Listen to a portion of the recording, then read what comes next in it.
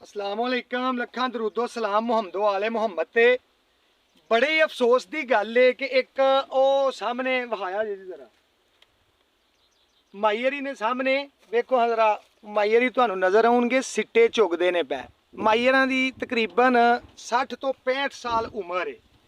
माईयरां दे कोल मैं अगे गया वां जाके उन्होंने खरीयत पुछीए पानी शानी पियाया दुआवां लईयां ने बैठे रहा वाहवा झट माईयरां ने मैं पूछया कि कनक दे विच तुसीं एडी दुपहर च आके सिट्टे पै चुगदे हो इस उम्र च की मसला बनिया।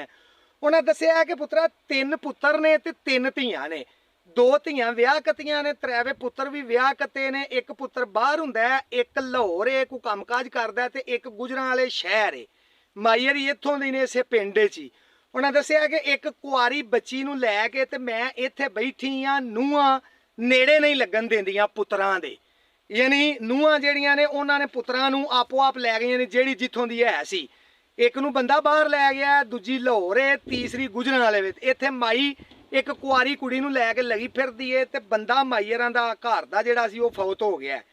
किड्डे अफसोस की गल है कि उन्हां पुत्तरां नूं जदों टुरन जोगे नहीं सन या जदों पैदा होए ने, जदों बाहर वाले नूं इह भी नहीं सी पता कि जहाज़ किवें दा हुंदा है, लाहौर वाले नूं इह भी नहीं सी पता कि लाहौर है किधर है, गुजरां वाले नूं इह नहीं सी पता है कि सहुरे किनूं आंदे ने जिन्हां कोल जाके सहुरे टेक रहे है।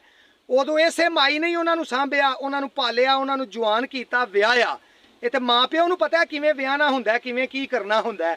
खैर आखिरी कुड़ी दे विआहन दी वारी आई है तो माईयरां आख्या कि सारे अड्डो अड्ड हो गए ने कि साडे कोलों नहीं हुंदा। ये फिर माँ प्यो दा ही हौसला वे कि औलाद मतलब 5-6 भी ने ते कल्ले माँ प्यो ने पालने ने ते एक कल्ला माँ प्यो है तो वह 5-6 कोलों भी नहीं पिया पालदा।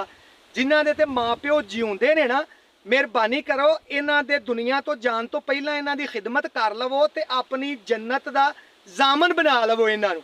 इस तो पहला कि साडे वांगू दोवे जी टोर लवो ते फिर सारी जिंदगी रोंदे रवो उन्हां दियां दुआवां नूं। एक बारी फिर जे तुसीं आंदे हो मैं तुहानूं वाजिया करके विखा देना वा कि माईयरां दी 60-65 साल उम्र है ते सिट्टे पै चुगदे ने ते पुत्तर 3 ने चंगे भले जिउंदे। अपने माँ प्यो की कदर करो, इज्जत करो ते ना उन्हां नूं सिट्टे चुगन ते मजबूर करो।